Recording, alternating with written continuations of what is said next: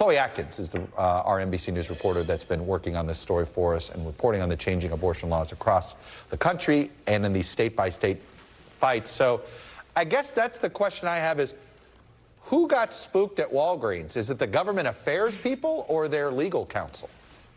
Chuck, the top line here is that they are taking an abundance of caution right now. You know, look, they got this letter from Walgreens not too long ago from not from Walgreens, from 20 AGs. The Walgreens received it from them, threatening legal action if they decided to dispense medication abortion from their pharmacies. And they cited the Comstock Act or law, saying that, look, this violates federal statute. And that also, keep in mind, that flies in the face of what the Biden administration's opinion on the Comstock Act, saying, hey, look, you can mail medication abortion to folks throughout the country. But, you know, it's a lot of people are whirling around with these questions of, you know, how did we get there, especially where it's legal and where people in states like Kansas have voted and said, hey, you know, we want abortion to be accessible and legal to folks.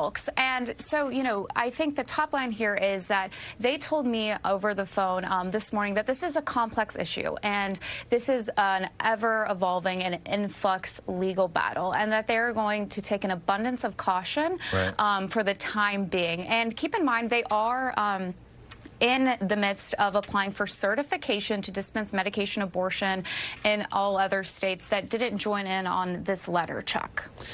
What is this, as CVS, the other, basically the largest pharmacy in America, what are they doing on this? And is there concern among some abortion rights activists that what Walgreens does, others might follow?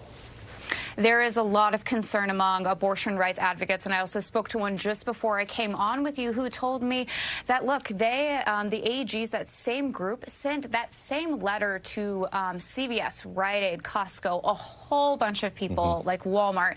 And we even reached out to those folks last night, and they have yet to confirm whether or not they will follow in the same footsteps. So that is something that we are following very closely in the days to come, because it could really you know, shape access for many folks down the line as people, or not people, but these companies apply for certification to dispense these pills throughout the country. Is there any other alternative to this medication that can still safely help a woman execute an abortion using a medication?